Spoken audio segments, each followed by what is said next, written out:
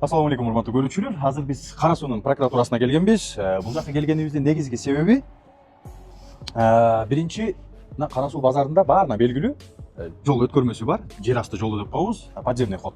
Ал жерге мамлекет тарабынан бюджет бөлүнүп, мен жаңылышпай айткан болсом, 36 миллион 800 миңдин тегерегинде акча бөлүнгөн. Андан кийин ал жердин курулушу кеминде 2 жыл жүргөн.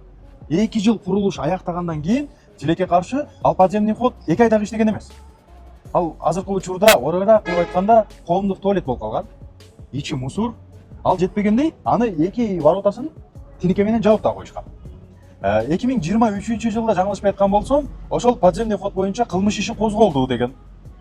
Ама кылмыш иши козголуптур. Ага баракелди. Бирок азыр биз прокуратурага кирип, кылмыш иши кандай жүрүп жатат? Негизи фигуранттар такталдыбы? Неге жоопкерчиликке тартылды деген нерсе жок? Сотко өттүбү? Бул жөнүндө маалымат сураганга аракет кылабыз. Азыр мен Кара Суунун эли менен сүйлөшкөндө бир нерсени түшүндүм да. Бул иш токтотулган деген сөздөрдү айтышып атат. Бул иш болду жүрбөй жаап коюшкан деген.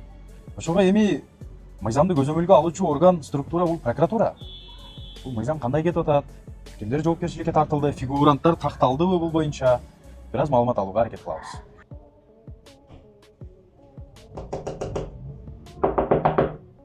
Ачпагылар сураныч.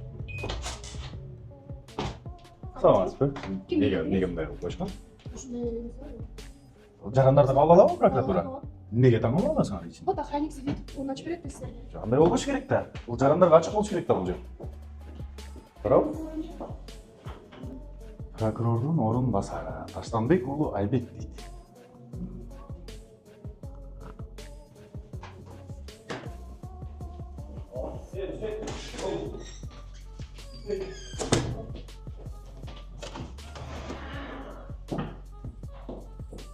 Бул жакта ким экен?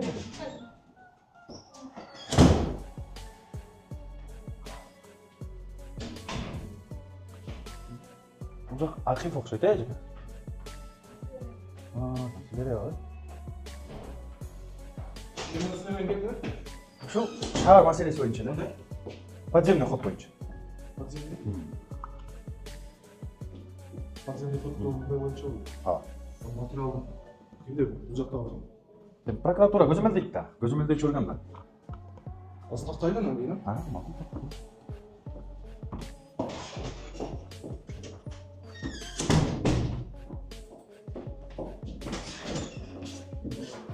Бир нерсени түшүнбөйм да.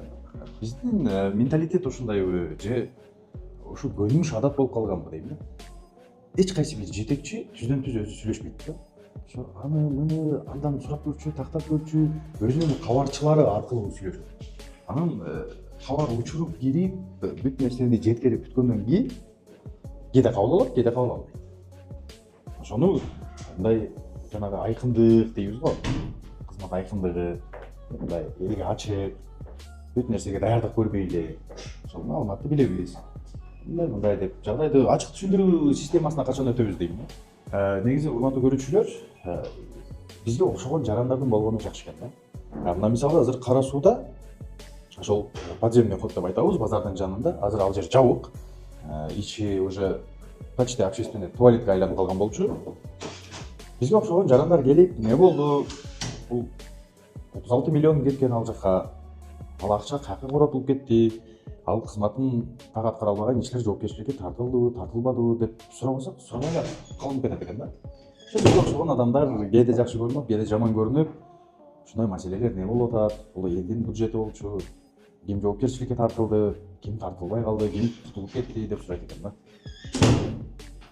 Кабылдамада бирөө жарым барбы эжеке?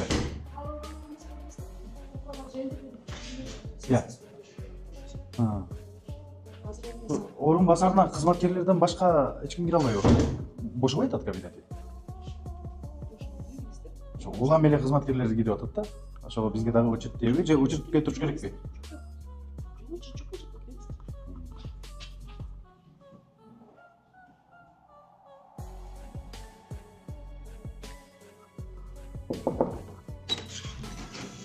Бар экен да. Бул прокурордун орун басарынын жанында дагы 2 орун басар турат. Катуу иштешип атат. Мына подземный ход боюнча дагы кайрылышканбы?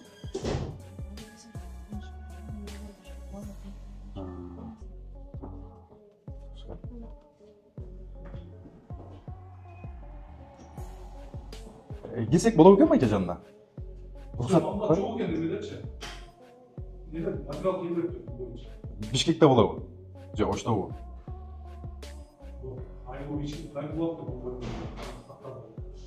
Бул подземный ход боюнча вообще иш жок экен материал. Ким кайгылыш керек негизи силерге?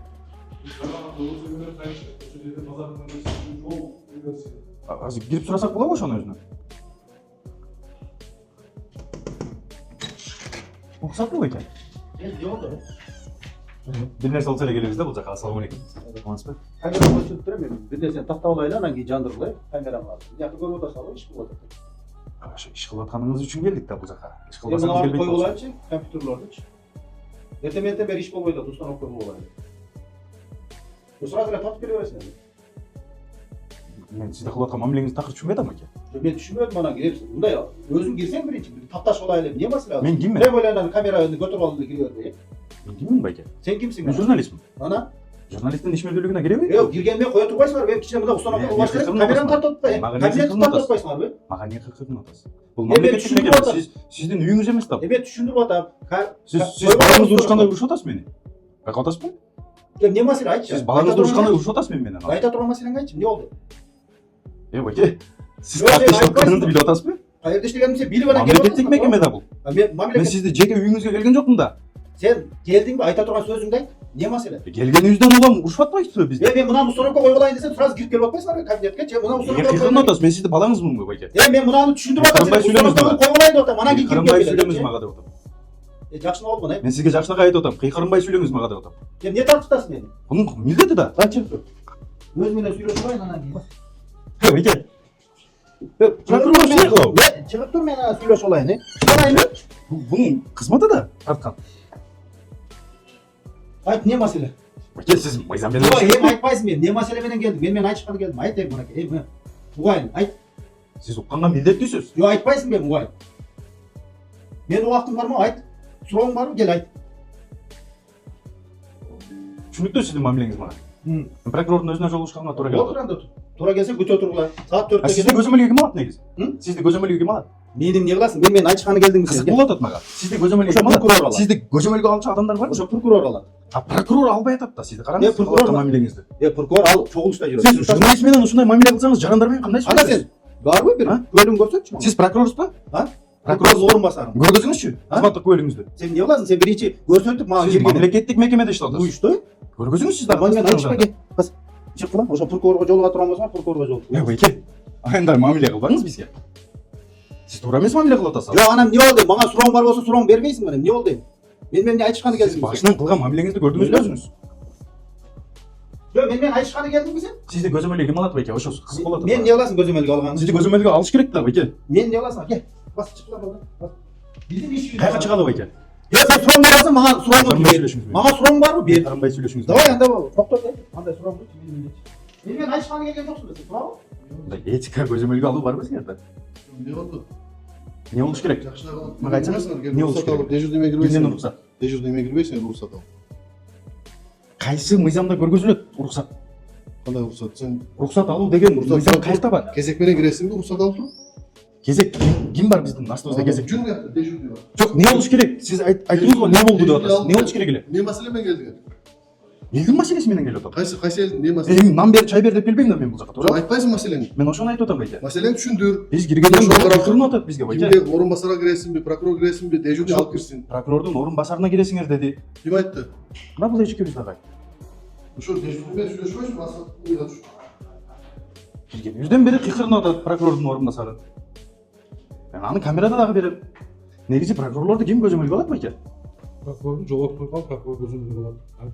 Бул жака көзөмөл жок. Биздики бул жака прокурор бар. Өзүнүн жетекчи ал ишиге кайрылсаңар адеттен Эми бир заведениеде иштейсиңер да. Туурабы? Баары бири-бирине таанысыңар. Чогулушта жүрөт. Чогулушка ал иши келгенде жолуксаңар олар деген жолуга алысыңар. Киргенибизден бери кыйкырынып атат бизге. Ал киши ал чогулушта биздин жетекчи. Эми бир суроо пайда болуп калды да мендечи. Силер журналисттерге ушундай мамиле кылсаңар, жөнөкөй жаранды эмне кыласыңар? Ал маселени биз азыр жооп бере албайбыз азыр. Кайрылуу официально Жаман көрбөгүлө. официально Силер көзөмөлдөөчү органсыңар да, мыйзамдуулукту көзөмөлгө ала турган органсыңар да. официально кайрылсынга ошол боюнча. Официальный кайрылуу кандай болот? письменден келген.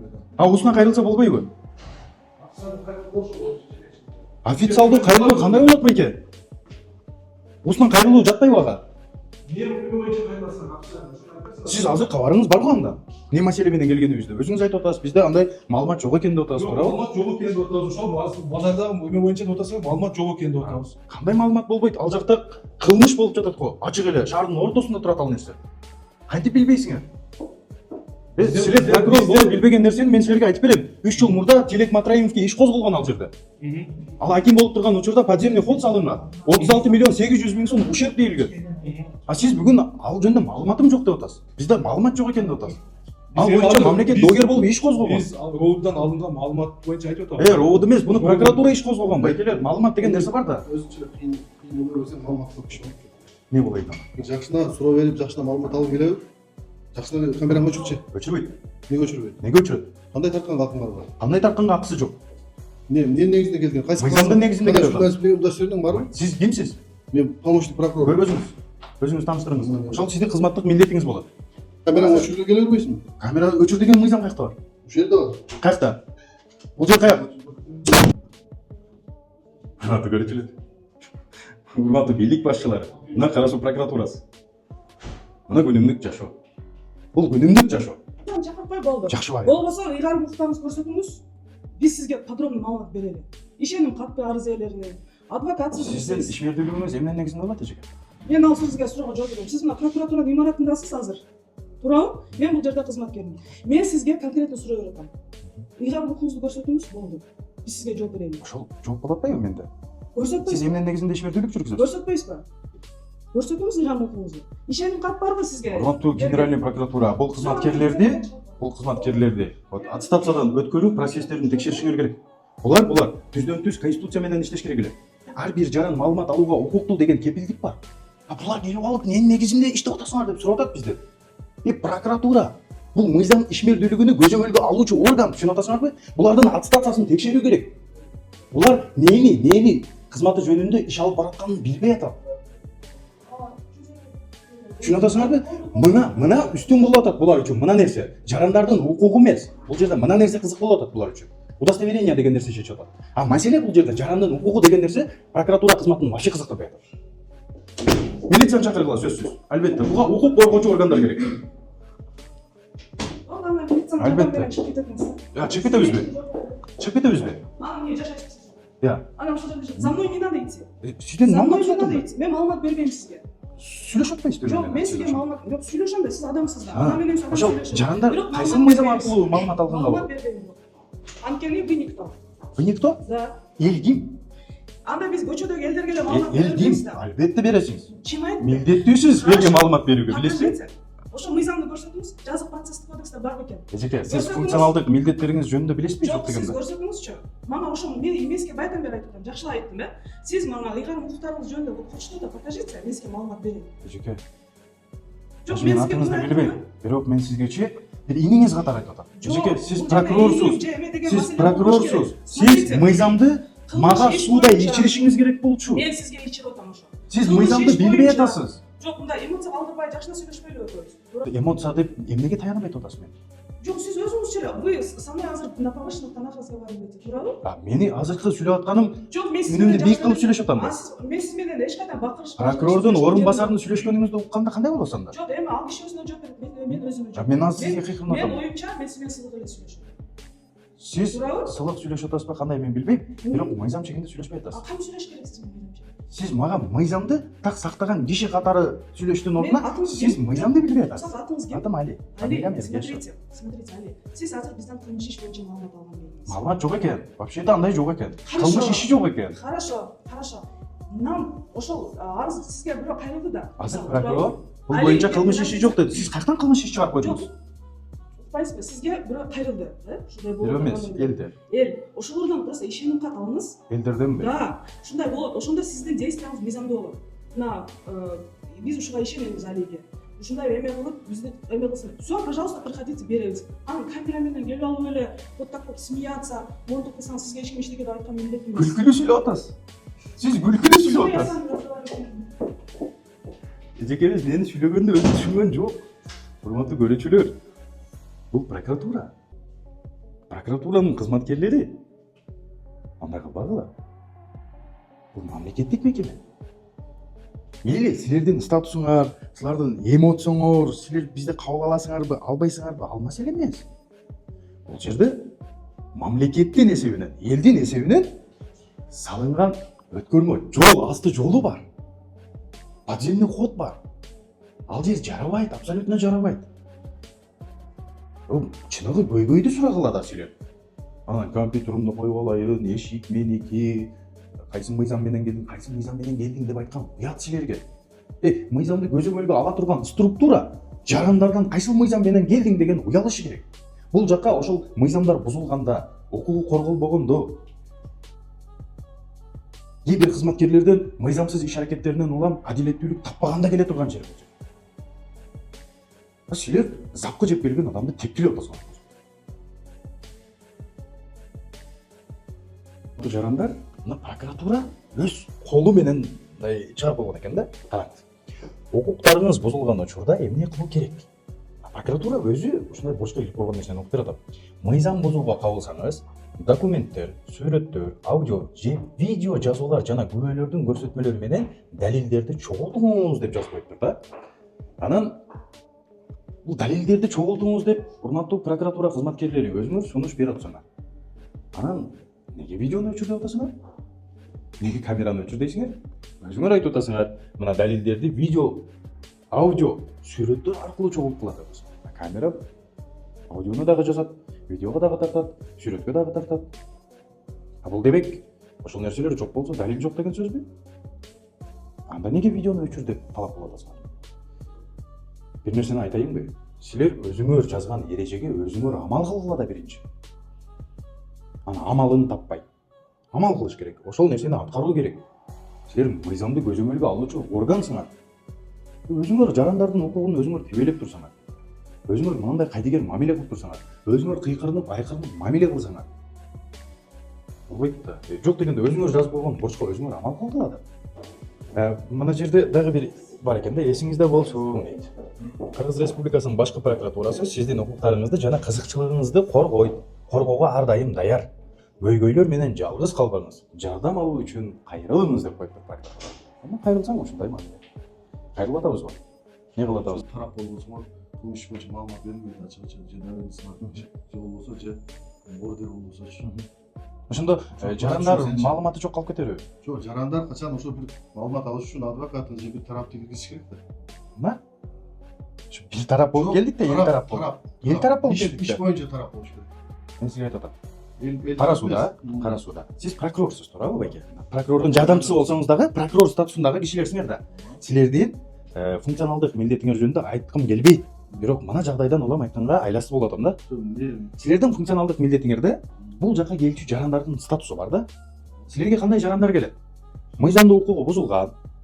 Ошол кээ бир кызматкерлердин туура эмес кылган мамилеси, ошону көзөмөлгө алып бергиле деп келишет да.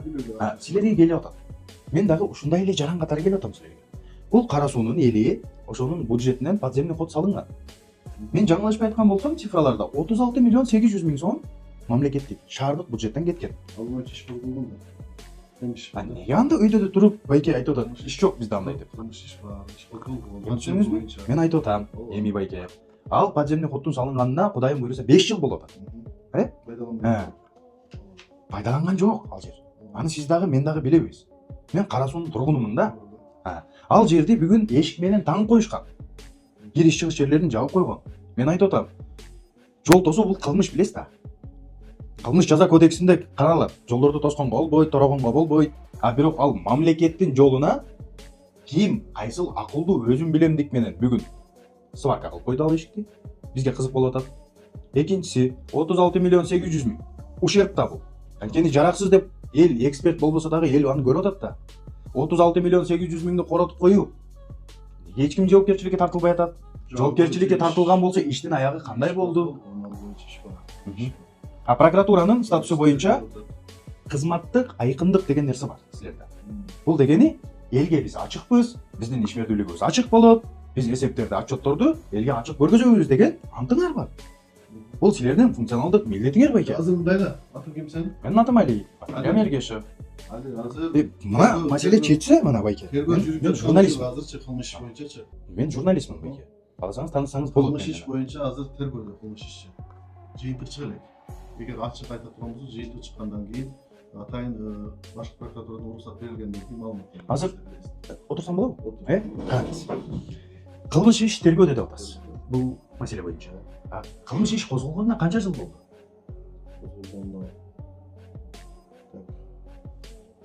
Бир жыл болду, 25 жыл болгондо. Жок. Силерде кагаз түрүндө 25 козголгон экен да. Бул боюнча мендеги маалыматка караганда Тилек Матраимов кармалган. Азыр ким кармалган деп болгон иш боюнча азыр мен маалымат бере албайм. Бул түшүндүм. Кылмыш иш козголуптур, тергөөдө экен. Ошол күнгө чейин фигуранттар такталганбы негизи? Шу маалымат бере албайм. Жок, фигуранттар мен атын сурабай атам. Баланчабы, же түгүнчөбү деп атам. Дегенде уже бир айта адам Ошол анык деген болуп калат. ошол такталдыбы деген мааниде. Жок, мен ал боюнча азыр кылмыштын ичинен бир сөз да айта албайм. Тергөө учурунда айтууга болбойт. Бул Кылмыш жашыруу тергөө билесиз.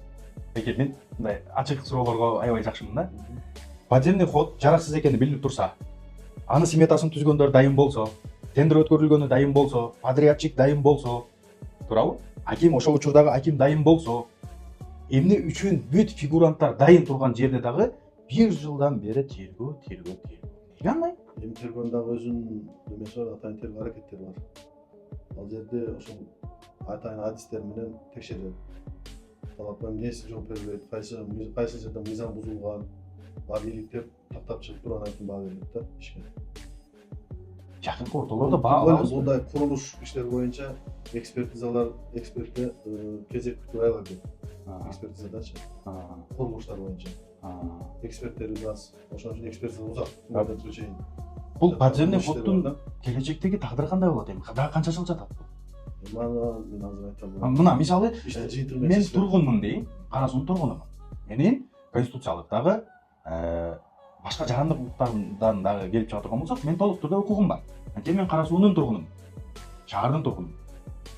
Подземный ход мага керек. Мен колдонушум керек аны. Дагы канча жыл ошонун воротасы таңгуланып, ичи общественный туалет сыяктуу мен сасып бир кыска чыккан. жооп берип коеюн. Иш боюнча тергөөнүн жыйынтыгына маалымат беребиз. Болсо канча суроо берсең дагы иш боюнча мен айта албайм. Ким айта алат ошону? Ошол кишиге жибериңиз, мен барайын. Жок, эч ким айта албайт. Тергөөчү өзү дагы маалымат бербейт. Себеби тергөө жашыруун. Жок, бизге аттар керек эмес. Бизге прокуратуранын ишмердүүлүгүндө шек жарата турган жагдай болуп атканы үчүн келдик бул жака. Сен ошол боюнча атайын бир эми ишке бир тешең болсо, ишке кылмыш. Ишим түздөн түз бар. Биринчиси Кыргыз Республикасынын жаранымын, экинчиден Кара Суу шаарынын тургунумун. Жок, каждый адамдын ар бир кылмыш ишке ондой укугу болбойт. Ишке катышкан тараптар гана маалымат алган укуктуу да. Жеке тараптарда болсо.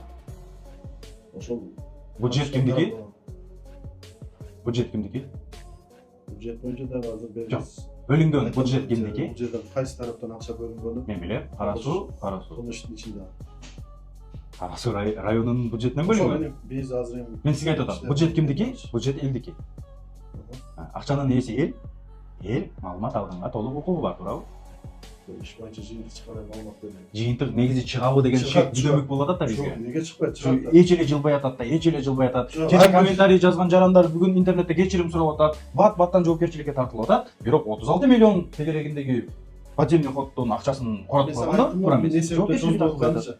Курулуш иштери боюнча экспертизалар өтө көпкө чозулуп кетти узакта. Экспертиза коркунучу керек да бизге. 1 жыл кетеби?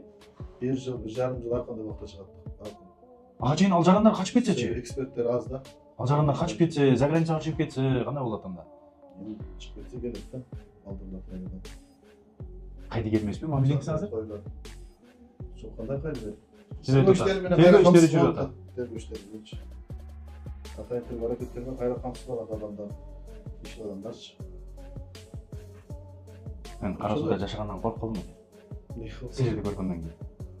Неге болбойт? Мен бир Кара Суунун тургуну катары айтып. Мен коркуп калдым Кара Сууда жашаган. Урматтуу генеральный прокуратура. Мен Кара Сууда жашагандан коркуп калдым. Биздин мыйзамдуу укугубузду камсыздап берүүчү структуранын абалы ошол экен. Мен Кара Сууда мыйзамды көзөмөлгө ала турган адамдардын мамилеси ушул болсо, мен Кара Сууда жашагандан корком. Урматтуу көрүүчүлөр, көрдүңөр, жагдайды көрдүңөр, прокурор кызматкерлери кандай иштеди, кандай мамиле кылды, аны дагы көрдүңөр. Эми мен ар дайым айтам, биз жагдайларды гана жаратып беребиз. Акыркы чечим ар дайым элде болгон, элде калат. Бирок бир нерсени айтам. Кара Суу прокуратурасына да силер негизи мыйзамды көзөмөлгө алуучу органсыңар. Силер бизге окшогон жарандарды, жалпысынан жарандардын мыйзамдуу укугун камсыздап беришиңер керек. Силер болсо кыйкырынып, айкырынып, жада калса журналисттерге камераңды өчүр деп атасыңар. Мен билбейм. Журналисттерге мындай мамиле кылсаңар, жөнөкөй жаранга отношение кандай болот бул жерде? Албетте буга эл баа берет. Тиешелүү, жооптуу кишилер дагы бул нерсеге бир аз көз салып койсоңор. Анткени көзөмөлдөөчү органга көзөмөл керек болуп калыптыр деп ойлоп атам да мен азыр. Жалпыңыздарга рахмат.